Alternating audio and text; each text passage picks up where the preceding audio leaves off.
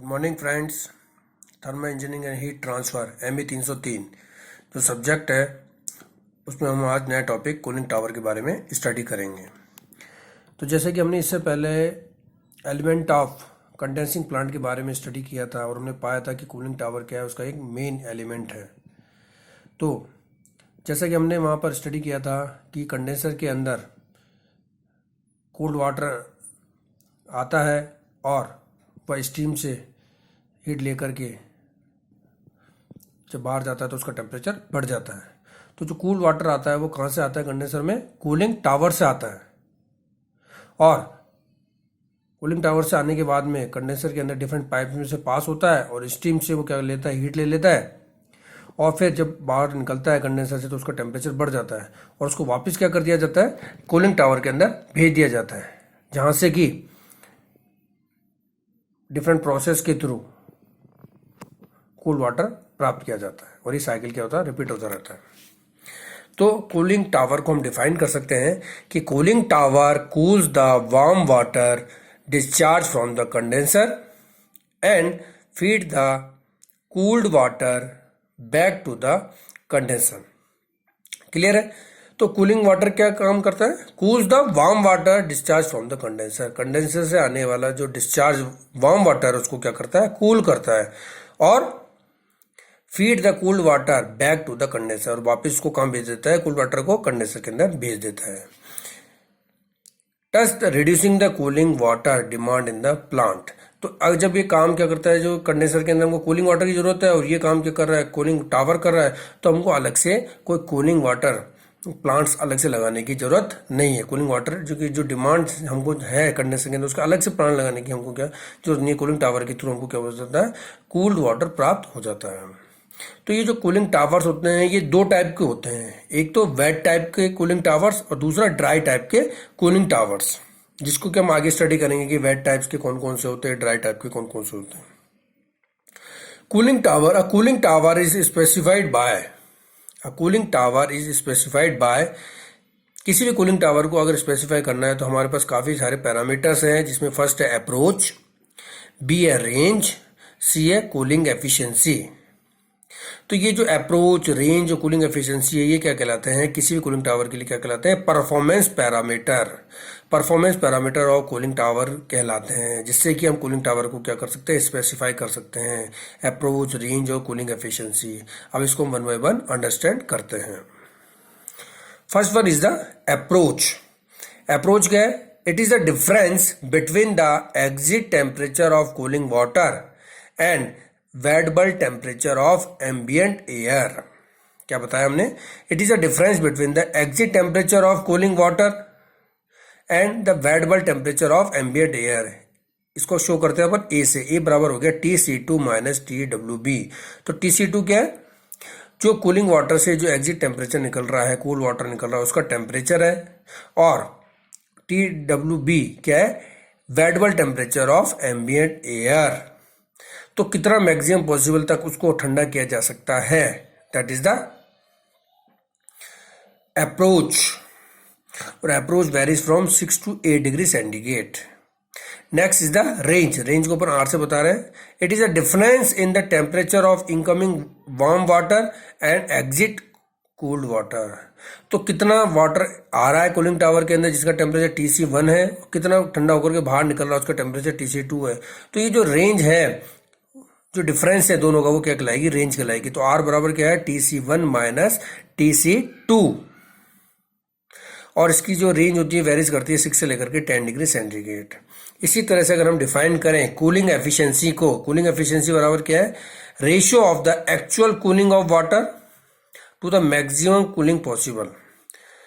तो ये रेशियो है एक्चुअल कूलिंग वाटर कितना हो सकता है, TC1 minus TC2, inlet temperature minus outlet temperature, इतना एक्चुअल के अंदर कूलिंग हुई है, divided maximum possible cooling possible. कितनी कूलिंग हो सकती है, मैक्सिमम कूलिंग कितनी हो सकती है, TC1 माइनस TWB।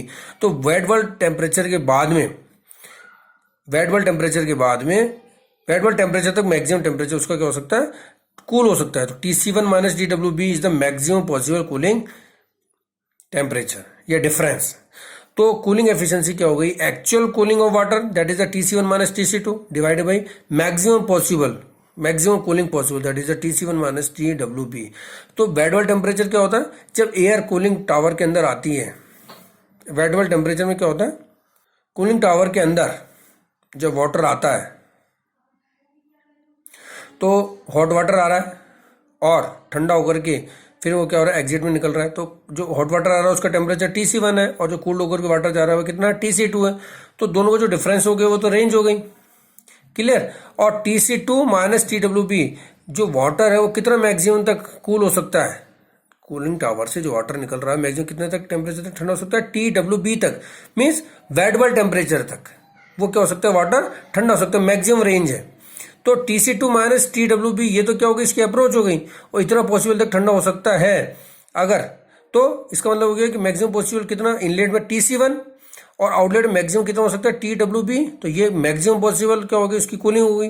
तो TC1 माइनस TC2 तो एक्चुअल हो गई और TC1 माइनस TWB क्या हो गई, मैक्सिमम पॉसिबल कूलिंग हो गई। तो इसका जो रेशियो वो क्या कहलाएगी, कूलिंग एफिशिएंसी कहलाएगी। तो अप्रोच, रेंज और कूलिंग एफिशिएंसी ये तीनों पैरामीटर क्या है, परफॉर्मेंस पैरामीटर है किसी भी कूलिंग टावर के। तो किसी कूलिंग टावर अगर अपन बात करते हैं कि कूलिंग टावर की परफॉर्मेंस कैसी है, वो अच्छा है कैसा है, दो कूलिंग टावर को अपन कंपेयर कर सकते हैं। तो अप्रोच, रेंज और कूलिंग एफिशिएंसी हम क्या कर सकते हैं, उनको, उनके परफॉर्मेंस को हम क्या कर सकते हैं, चेक कर सकते हैं। इसके बाद में हम टाइप्स ऑफ कूलिंग टावर को स्टडी करते हैं। नेक्स्ट, जैसा कि हमने बताया कि हमारे जो कूलिंग टावर्स होते हैं दो तरह के होते हैं, वेट टाइप और ड्राई टाइप। उसमें सबसे पहले है वेट कूलिंग टावर। जो वेट कूलिंग टावर जो होते हैं वो दो टाइप के होते हैं मेनली, एक तो मैकेनिकल ड्राफ्ट कूलिंग टावर और natural draft wet cooling tower. ठीक है, मैकेनिकल ड्राफ्ट और नेचुरल ड्राफ्ट। इसमें जो मैकेनिकल ड्राफ्ट जो कूलिंग टावर होते हैं वो दो तरह के होते हैं, एक तो force draft and other one is the induced draft. अब हम इसको क्या करते हैं, स्टडी करते हैं कि what is the force draft, what is the induced draft, mechanical draft. Okay, तो देखिए हमने यहाँ पर फोर्स्ड ड्राफ्ट कूलिंग टावर का डायग्राम बनाया है और अनदर हमने शो किया इंड्यूस्ड ड्राफ्ट कूलिंग टावर को। तो हम सबसे पहले फोर्स ड्राफ्ट कूलिंग टावर को क्या कर लेते हैं, स्टडी कर लेते हैं। तो ये फोर्स ड्राफ्ट कूलिंग टावर को हमने क्या किया, बनाया। इसके सबसे नीचे इसके अंदर क्या होता है, बेसिन होता है जिसमें कि कोल्ड वाटर क्या होता है, कलेक्टेड होता है। अभी जब हम इसको पूरा समझ लेंगे डायग्राम को तो हमको काफ़ी सारी चीज़ें इजीली क्लियर हो जाएगी। तो सबसे नीचे क्या बेसिन है जिसमें कोल्ड वाटर क्या होता है, कलेक्टेड होता है। और इसके ऊपर यहाँ पर क्या होता है, जो फोर्स ड्राफ्ट कूलिंग टावर होता है इसमें क्या होता है, साइड में यहाँ पर फैन लगे होते हैं जिससे कि एयर क्या होगी, इनलेट के थ्रू यहाँ से फैन के थ्रू क्या हो जाएगी, एयर अंदर की तरफ सक होगी। इसके ऊपर क्या लगा रहता है, फिल्स लगी रहती है और उसको अपन पैकिंग भी बोलते हैं। और इसी को अगर हम समझेंगे कि ये हीट एक्सचेंजर एक तरह से सरफेस भी है, तो क्या लगी रहती है, फील्ड्स लगी रहती है, पैकिंग लगी, और पैकिंग भी बोल सकते हैं इसको, और अपन हीट एक्सचेंज सरफेस भी बोल सकते हैं। इसके ऊपर क्या लगा रहता है, हॉट वाटर इनलेट, यहाँ से हॉट वाटर इनलेट आता है। ये हॉट वाटर इनलेट का हेडर है जिसके अंदर डिफरेंट क्या होती है, नोजल्स लगी रहती है, डिफरेंस क्या लगी रहती है, नोजल्स लगी रहती है। और इसके ऊपर क्या लगा रहता है, ड्रिफ्ट एलिमिनेटर लगा रहता है और यहाँ से एयर क्या हो रही है, बाहर जा रही है। तो कंप्लीट क्या है, ये फोर्स ड्राफ्ट कूलिंग टावर का स्ट्रक्चर है जिसके अंदर डिफरेंट उसके पार्ट्स हो गए कि यहाँ नीचे बेसिन हो गया, फिर यहाँ पर क्या हो गया, फैन हो गया साइड के अंदर, फिर फिल और पैकिंग और हीट एक्सचेंज सरफेस हो गई। इसके बाद में क्या हो गया, हेडर हो गया जिसमें कि हॉट वाटर इनलेट आ रहा है जिसमें नोजल्स लगी हुई है। इसके ऊपर क्या हो गया, ड्रिफ्ट एलिमिनेटर हो गया और यहाँ से एयर बाहर निकल रही है। तो ये तो इसके डिफरेंट पार्ट्स हैं। अब हम इसको क्या करते हैं, स्टडी करते हैं कि क्या होता है इसके अंदर एक्चुअल के अंदर। तो यहाँ जो साइड के अंदर जो फैंस लगे होते हैं जिसको हम FD फैन भी बोलते हैं, फोर्स ड्राफ्ट फैन भी बोलते हैं। तो ये जो क्या करते हैं, फैंस क्या करते हैं, एयर को क्या करते हैं, सक करते हैं। एयर को सक करेंगे, एयर को सक करके क्या करेंगे, एयर को सक करेंगे तो एयर क्या होगी, जिससे कि ऊपर की तरफ उठेगी। दूसरा यहाँ पर क्या होता है, हेडर लगा होता है जिसमें कि हॉट वाटर इनलेट आता है। कहाँ से आता है, कंडेंसर से आता है। तो कंडेंसर से आने वाला हॉट वाटर जो है वह इस हेडर के अंदर आता है और इसमें क्या डिफरेंट नोजल्स लगी होती है। तो नोजल्स के थ्रू वाटर क्या होता है, स्प्रे फॉर्म में नीचे की तरफ आता है। तो वाटर तो क्या हो रहा है, नीचे की तरफ आ रहा है और एयर क्या हो रही है, ऊपर की तरफ लिफ्ट कर रही है। तो ये क्या बीच के अंदर इनमें क्या मिलती है, फिल्स मिलती है जिसको कि अपन पैकिंग भी बोलते हैं। ये एक तरह से क्या होती है, हीट एक्सचेंज सरफेस होती है। इसके अंदर क्या होता है, जो एयर और जो एयर जो नीचे से ऊपर जा रही है, बॉटम टू टॉप जा रही है, और जो वाटर स्प्रे होकर के जो नोजल से आ रहा है टॉप टू बॉटम, ये आपस में क्या होता है, अच्छी तरह से मिक्सिंग हो जाती है। इनकी प्रॉपर क्या होती है, मिक्सिंग होती है, इंटीमेट मिक्सिंग बोल सकते हैं इसको हम। तो एयर और वाटर की इंटीमेट मिक्सिंग किसके अंदर हो जाती है, इस फिल्स और पैकिंग के अंदर हो जाती है। तो इसके अंदर क्या हो जाता है, हीट एक्सचेंज प्रॉपर होती है, इसलिए हीट एक्सचेंज सरफेस है। तो अच्छी तरह से हीट एक्सचेंज हो जाती है, जिससे कि क्या करती है, जो एयर होती है इस वाटर से क्या कर लेती है, हीट गेन कर लेती है, और वाटर क्या हो जाता है, ठंडा हो जाता है, और कूल वाटर क्या हो जाता है, नीचे की तरफ इकट्ठा हो जाता है। और बाकी जो एयर हो जाती है गर्म होकर के ऊपर की तरफ क्या करती है, लिफ्ट करती है। तो जब एयर ऊपर की तरफ लिफ्ट कर रही है तो उसके साथ क्या हो जाता है, कुछ वाटर पार्टिकल्स भी क्या हो जाते हैं, चले जाते हैं। तो जो वाटर पार्टिकल जो चले जाते हैं, फिर वो क्या हो जाते हैं, इस ड्रिफ्ट एलिमेंटर से क्या होते हैं, पास होते हैं। तो ड्रिफ्ट एलिमेंटर में क्या होता है कि जो एयर के साथ आने वाले जो लार्ज वाटर पार्टिकल्स होते हैं, वो इससे टकरा करके वापस क्या हो जाते हैं, नीचे की तरफ गिर जाते हैं, और वापस वो बेसिन में क्या हो जाते हैं, इकट्ठे हो जाते हैं, और एयर क्या हो जाती है, बाहर निकल जाती है। तो एयर जो बाहर निकलती है इस फोर्स ड्राफ्ट कूलिंग टावर से, तो उसमें कुछ अमाउंट क्या हो जाता है, अल्प उसमें क्या हो जाता है, स्मॉल वाटर ड्रॉपलेट्स भी उसके साथ चली जाती हैं। तो इस तरह से जो हमारे पास में जो फोर्स ड्राफ्ट कूलिंग टावर है, उसके बेसिक फंक्शंस को अगर हम समझें तो साइड में क्या लगे हैं, फैंस लगे हैं। वो फैन क्या करते हैं, एयर को सक करते हैं। कंडेंसर से आने वाला जो हॉट वाटर वो इस हेडर में आता है, और नोजल के थ्रू क्या होता है, स्प्रे होकर के नीचे की तरफ गिरता है। तो एयर बॉटम टू टॉप जा रही है, और water spray top to bottom आ रहा है। इन दोनों का कॉन्टेक्ट कहाँ होता है, फिल्स और पैकिंग के अंदर होता है। एक तरह से हीट एक्सचेंज सरफेस होती है, जिसमें प्रॉपर मिक्सिंग हो जाती है, इंटीमेट मिक्सिंग हो जाती है। एयर वाटर से हीट ले लेती है, और वाटर को क्या कर देती है, ठंडा कर देती है। वाटर क्या हो जाता है, नीचे इकट्ठा हो जाता है, कूल वाटर। और जब एयर ऊपर की तरफ जा रही है तो उसमें कुछ अमाउंट क्या होता है, वाटर वेपर का भी होता है। तो जो लार्ज पार्टिकल्स होते हैं, वाटर पार्टिकल्स, वो इस ड्रिफ्ट एलिमिनेटर से टकरा करके नीचे की तरफ गिर जाते हैं, और बाकी जो एयर के साथ एयर निकल जाती है, और एयर के साथ स्मॉल वाटर पार्टिकल्स निकल जाते हैं। तो इस तरह से फोर्स ड्राफ्ट कूलिंग टावर की क्या वर्किंग है। तो एयर तो ऊपर की तरफ जा रही है, वाटर पार्टिकल नीचे की तरफ जा रही है, तो एक तरह से काउंटर फ्लो हीट एक्सचेंज भी हुआ। इसी तरह से दूसरा हमारे पास में है induce draft counter flow cooling tower. Induce draft को अपन आईडी भी बोलते हैं, आई डिफेंस लगे रहते हैं इसके अंदर एक तरह से। तो फोर्स ड्राफ्ट और इंड्यूस ड्राफ्ट जो कूलिंग टावर, उसमें फर्क यही है कि फोर्स ड्राफ्ट के अंदर तो जो फैंस होते हैं वो साइड में लगे रहते हैं, जबकि इंड्यूस ड्राफ्ट के अंदर जो फैंस होते हैं वो क्या लगता है, इसको टॉप पार्ट पे लगा रहता है। इस कूलिंग टावर के टॉप पार्ट पर क्या लगा रहता है, फैन लगा रहता है। यही इसका बेसिक डिफरेंस है। तो फैन जो ऊपर लगा रहता है, तो यहाँ से फैन क्या करता है, जब चलता है तो एयर को यहाँ से क्या करता है, सक करता है। फोर्स ड्राफ्ट में फैन साइड में लगे थे, यहाँ पर जो क्या है कि जो फैंस है वो क्या लगे हुए हैं, टॉप पे लगे हुए हैं। तो फोर्स ड्राफ्ट में तो जो फैंस है वो साइड में लगे रहते हैं, जबकि इंड्यूस ड्राफ्ट के अंदर जो फैंस है वो टॉप पे लगे रहते हैं, इसी कूलिंग टावर के टॉप पर लगे रहते हैं। तो जब ये फैन क्या करता है, रन करता है, तो यहाँ से एयर क्या होती है, सक होती है, और एयर सक हो रही है। और ये क्या है, अपने पास में हेडर है। इस हेडर में जो क्या कंडेंसर से हॉट वाटर आ रहा है, तो इसके सिमिलरली इसमें भी क्या होता है, नोजल्स लगी होती है, जिसमें कि वाटर क्या होता है, इस पर फॉर्म में नीचे आएगा। तो वाटर नीचे की तरफ आ रहा है, एयर ऊपर की तरफ जा रही है। और यही जो फिल्स है और जो पैकिंग है, इसके अंदर क्या है, जो कि हीट एक्सचेंज सरफेस है एक तरह से, उसमें इंटीमेट प्रॉपर मिक्सिंग होगी। एयर क्या करेगी, वाटर से हीट ले लेगी और ऊपर की तरफ लिफ्ट करेगी, और वाटर क्या हो जाएगा, नीचे कूल्ड होकर के इकट्ठा हो जाएगा, कोल्ड वाटर आउटलेट में मिल जाएगा। और जो एयर है जो ऊपर की तरफ उठेगी, तो उसमें अगर लार्ज वाटर पार्टिकल्स होंगे तो वो ड्रिफ्ट एलिमेंटर से क्या होगा, टकराएंगे, और वाटर वापस नीचे की तरफ आ जाएगा, और बाकी जो एयर है वो बाहर निकल जाएगी। और उसके साथ अगर स्मॉल अमाउंट के जो वाटर पार्टिकल्स होंगे वो भी क्या हो जाएंगे, उसके साथ बाहर निकल जाएंगे। तो ये क्या induced draft counter flow cooling tower है, क्योंकि एयर ऊपर की तरफ लिफ्ट कर रही है, वाटर नीचे की तरफ जा रहा है, तो इसलिए काउंटर फ्लो कूलिंग टावर हो गया, वो भी इंड्यूस्ड ड्राफ्ट का। तो हमने फोर्स ड्राफ्ट कूलिंग टावर को भी स्टडी किया, और induced draft counter flow cooling tower को भी स्टडी किया। अब हम क्या करते हैं, इसके अंदर कंपैरिजन करते हैं, दोनों का कंपैरिजन चार्ट बनाते हैं।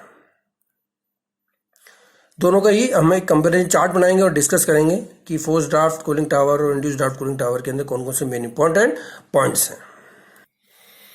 तो हमने एक चार्ट बना दिया है, difference between the force draft and induced draft cooling tower. तो हमने एक तरह से फोर्स ड्राफ्ट कूलिंग टावर ले लिया, दूसरी तरफ से इंड्यूस्ड ड्राफ्ट कूलिंग टावर ले लिया। तो अगर हम कंपेयर करें सबसे पहले फैन की, तो फैन क्या होता है, साइड में लगा होता है फोर्स ड्राफ्ट के अंदर, बेसिन से थोड़ा सा ऊपर होता है, साइड में लगा रहता है। जबकि इंड्यूस्ड ड्राफ्ट के अंदर फैन का लगा रहता है, टॉप साइड के अंदर लगा रहता है। क्लियर, जैसे कि अब हमने स्टडी किया था। दूसरा, फोर्स ड्राफ्ट के अंदर जो फैंस होते हैं वो एक्सियल और सेंट्रीफ्यूगल टाइप के होते हैं। एक्सल और सेंट्रीफ्यूगल टाइप के होते हैं, जो कि काफी प्रेशर क्या करते हैं, डेवलप करते हैं।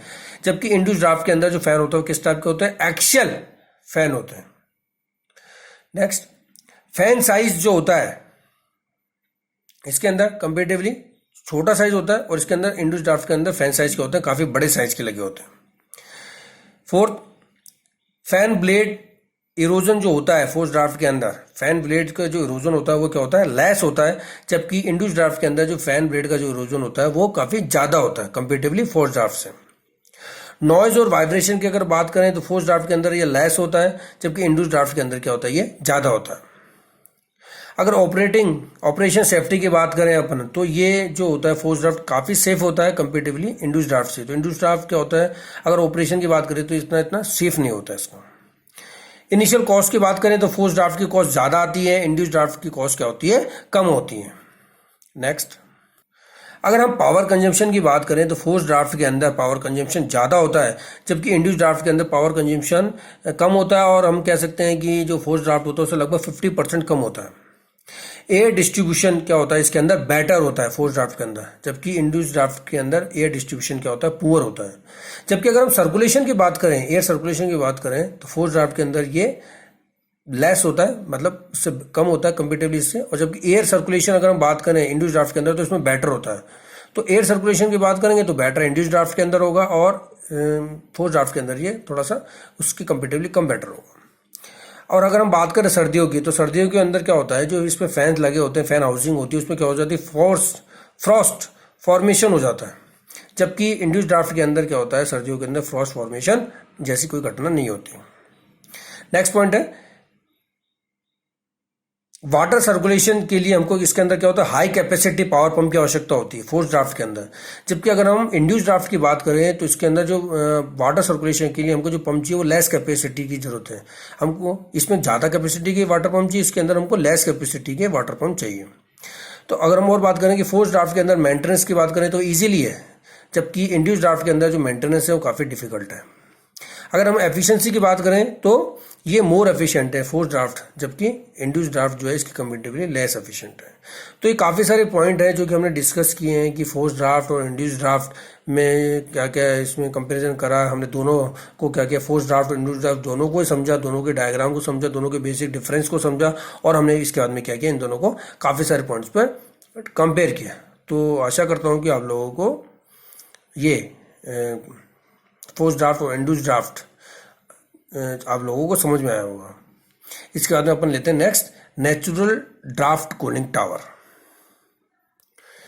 नेचुरल ड्राफ्ट कूलिंग टावर को समझने से पहले हम इसके मेन एडवांटेज की भी बारे में बात कर सकते हैं। जो तो हमने मैकेनिकल कूलिंग टावर पढ़े, इसके हम एडवांटेज के बारे में बात कर सकते हैं कि main advantage of mechanical draft cooling tower कौन कौन से है। पहला, लो कैपिटल एंड कंस्ट्रक्शन कॉस्ट, इनकी जो कैपिटल कॉस्ट और कंस्ट्रक्शन कॉस्ट क्या होती है, कम होती है। Second, assured supply of the required quantity of air at all loads and climate condition।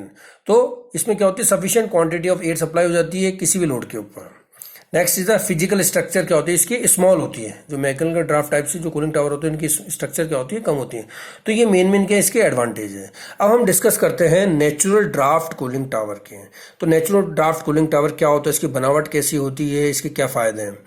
तो हम इसके लिए हम इसको बता सकते हैं कि the flow of the air occur due to the natural pressure head caused by the difference in density between the cold air outside air and hot humid air inside। तो जो नेचुरल ड्राफ्ट कूलिंग टावर होता है इसके अंदर जो क्या होता है, कोई किसी तरह के फैन नहीं लगे होते हैं। इसमें जो एयर का सर्कुलेशन होता है वो नेचुरल होता है due to the pressure head की वजह से। तो हमने लिख रखा है flow of the air occur due to the natural pressure head. तो नेचुरल प्रेशर हेड की वजह से क्या हो जाता है, फ्लो ऑफ द एयर होता है। Cause by the difference in density between the cold outside air, तो बाहर की जो आउटसाइड एयर है, और and hot humid air inside, तो अंदर की जो ह्यूमिड एयर है इनसाइड, बाहर की एक तो हमारे पास में कोल्ड आउटसाइड एयर है और अंदर कैसी है, हॉट ह्यूमिड एयर है। तो इन दोनों के प्रेशर डिफरेंस की वजह से क्या होती है, एयर का इसके अंदर फ्लो होता है। तो प्रेशर डिफरेंस हेड को हम, प्रेशर जो हेड होता है उसको हम बता सकते हैं, प्रेशर हेड बराबर कितना होता है, डेल पी डी बराबर रो ओ माइनस रो आई जी एच। तो रो माइनस रो आई, ये तो क्या डेंसिटी डिफरेंस है, outlet air density, inside air density. तो ये डेंसिटी डिफरेंस तो क्या होता है, बहुत कम होता है, बाहर की एयर और अंदर की एयर में डिफरेंस बहुत कम है। तो ये डिफरेंस तो क्या हो गया, एक तरह से बहुत कम हो गया। G is the gravity and H is the height. तो प्रेशर हेड ज़्यादा होने के लिए एच क्या होना पड़ेगा, ज़्यादा होना पड़ेगा। तो H is the height of the cooling tower. तो कूलिंग टावर की हाइट जितनी ज़्यादा होगी उतना ही ज़्यादा क्या होगा, नेचुरल प्रेशर हेड क्या होगा, डेवलप होगा और एयर का क्या होगा, सर्कुलेशन होगा। इसको और हम स्पेसिफाई कर सकते हैं। तो इसका मतलब हो गया कि जो प्रेशर डिफरेंस के लिए जो डेंसिटी डिफरेंस है रो माइनस रो आई, वो क्या होगा, अगर वो तो क्या कम है तो एच शुड बी लार्ज। तो डिजायर्ड डेल्टा पी डी के लिए हमको क्या करना पड़ेगा, हाइट क्या रखनी पड़ेगी, ज़्यादा रखनी पड़ेगी। तो जो नेचुरल ड्राफ्ट कूलिंग टावर के होते हैं काफ़ी सारे, काफ़ी इनकी हाइट क्या काफ़ी ज़्यादा होती है, टॉल होते हैं ये काफ़ी सारे। तो pressure difference, proper pressure difference के लिए जो नेचुरल कूलिंग टावर से नेचुरल ड्राफ्ट कूलिंग टावर, उनकी हाइट क्या होती है, काफ़ी ज़्यादा होती है। तो देखिए हमने एक क्या बनाया है, ये नेचुरल ड्राफ्ट कूलिंग टावर बनाया है, जिसकी शेप अगर आप देखेंगे तो किस टाइप की शेप है, ये एक हाइपरबोलिक टाइप की शेप है। ये हाइपरबोलिक टाइप की शेप है, अभी हाइपरबोलिक टाइप की शेप है। तो हाइपरबोलिक जो शेप होती है, ये जनरली जो नेचुरल ड्राफ्ट कूलिंग टावर होता है उनकी शेप कैसे होती है, हाइपरबोलिक टाइप होती है, इसलिए इनको हाइपरबोलिक टाइप कूलिंग टावर्स भी बोलते हैं। तो ये हाइपरबोलिक टाइप की इनकी क्या शेप है। तो हाइपरबोलिक जो प्रोफाइल होती है, इससे क्या होती है, ये जो कूलिंग टावर्स होते हैं इनकी क्या होती है, स्ट्रेंथ बढ़ती है। एक तो इनकी स्ट्रेंथ बढ़ती है, दूसरा greater resistance to outside wind loading compare to other forms. तो इससे क्या होती है, इनकी स्ट्रेंथ बढ़ती है कि बाहर से अगर कोई एयर इसके अंदर स्टे कर रही है इतने हाइट पर, तो ये क्या करते हैं, उसके प्रेशर को क्या कर लेते हैं, रजिस्ट कर लेते हैं। तो हाइपरबोलिक, जैसे कि हमने बात की कि जो नेचुरल ड्राफ्ट कूलिंग टावर होते हैं उसकी हाइट ज़्यादा होती है। जब हाइट अगर ज़्यादा होगी तो बाहर की एयर इसके ऊपर प्रेशर लगाएंगे तो क्या करेंगे, लोड लगेगा। तो उस लोड को रजिस्ट करने के लिए इनकी शेप किस टाइप की होनी चाहिए, हाइपरबोलिक टाइप से होनी चाहिए। तो हाइपरबोलिक टाइप शेप होने से इनकी स्ट्रेंथ क्या हो जाती है, बढ़ जाती है, स्ट्रेंथ बढ़ जाती है। और जो भी रेजिस्टेंस आता है उसको ये कर लेते हैं, इजीली रजिस्ट कर लेते हैं। जो आउटसाइड की जो विंड एयर है जिसकी वजह से जो भी प्रेशर लगेगा इसको इजीली क्या कर लेते हैं, रजिस्ट कर लेते हैं। तो इस वजह से जो नेचुरल ड्राफ्ट कूलिंग टावर उनकी जो हाई शेप है वो हाइपरबोलिक टाइप से रखी जाती है। ठीक है, तो इस वजह से इनको हाइपरबोलिक टाइप कूलिंग टावर्स भी कहा जाता है। तो ये हाइपरबोलिक शेप बनाई गई है। इसमें देखिए एयर जो है वो प्रेशर डिफरेंस की वजह से ही क्या हो रही है, फ्लो हो रही है। एच क्या है, ज़्यादा है, एच क्या है, ज़्यादा है। और एच ज़्यादा होने की वजह से जो डेल्टा पी डी है वो इतना सफिशियंट हुआ कि एयर प्रेशर डिफरेंस क्रिएट हो गया, प्रेशर हेड क्रिएट हो गया और एयर क्या हो गया, नेचुरली फ्लो हो रही है। और ये क्या हेडर बना हुआ है जहाँ से कंडेंसर से आने वाला हॉट वाटर इनलेट यहाँ पर आया है और इसमें डिफरेंट नोजल्स लगी हुई है जिसमें कि वाटर क्या हो रहा है, स्प्रे हो रहा है। तो एयर ऊपर की तरफ जा रही है और वाटर क्या हो रहा है, नीचे की तरफ आ रहा है स्प्रे फॉर्म के अंदर। और यहाँ पे फिल्स जो पैकिंग है इसमें दोनों की इंटीमेट प्रॉपर मिक्सिंग होती है। हीट एक्सचेंज सरफेस एरिया एक तरह से है, तो इसमें प्रॉपर मिक्सिंग होगी एयर की और वाटर की स्प्रे की। तो एयर क्या कर लेगी, वाटर से हीट ले लेगी और वाटर क्या हो जाएगा, ठंडा हो जाएगा, नीचे इकट्ठा हो जाएगा और यहाँ से आउटलेट में उसको ले लिया जाएगा और वापस कंडेंसर को भेज दिया जाएगा। और एयर जो है वो ऊपर की तरफ उठेगी, इसमें कुछ मॉइस्चर पार्टिकल्स भी होंगे जो कि ड्रिफ्ट से टकरा करके क्या हो जाएंगे, जो बड़े पार्टिकल्स होंगे ड्रिफ्ट से टकरा करके नीचे गिर जाएंगे और वो कूल वाटर में मिल जाएंगे। और जो एयर क्या हो जाएगी, बाहर निकल जाएगी। इसके अंदर अगर छोटे छोटे जो स्मॉल पार्टिकल्स होंगे वो क्या हो जाएंगे, बाहर चले जाएंगे। तो वर्किंग तो वही है कूलिंग टावर्स की, बस नेचुरल ड्राफ्ट कूलिंग टावर में और मैकेनिकल ड्राफ्ट कूलिंग टावर फर्क यही है कि इसमें जो एयर का जो फ्लो है वो नेचुरली हो रहा है due to the pressure difference head. और प्रेशर डिफरेंस हेड रखने के लिए इसकी हाइट क्या रखी जाती है, ज़्यादा रखी जाती है और जिसकी वजह से इसकी शेप क्या होती है, हाइपरबोलिक रखी जाती है। और बाकी फिनोमेना, बाकी जो फंक्शंस है, वर्किंग है, वो सिमिलर है। तो आप लोगों को ये नेचुरल ड्राफ्ट कूलिंग टावर समझ में आया होगा। इसमें वाटर और एयर और वाटर के डायरेक्शन अपोजिट है, इसलिए इसको काउंटर फ्लो टाइप से भी बोला गया, counter flow hyperbolic natural draft cooling tower भी इसको क्या गया कहा गया है। तो आप लोगों को ये समझ में आया होगा। तो कूलिंग टावर चैप्टर्स के अंदर हमने कूलिंग टावर को समझा, उसके फंक्शंस को समझा, टाइप्स ऑफ कूलिंग टावर को समझा कि कितने टाइप के होते हैं, वेट टाइप में जो डिफरेंट मैकेनिकल टाइप से जो है और नेचुरल ड्राफ्ट कूलिंग टावर, इसको हमने समझा। तो आप लोगों को ये कूलिंग टावर जो टॉपिक है उसके जो डिफरेंट कंसेप्ट्स हैं वो आप लोगों को क्लियर होंगे। Thank you.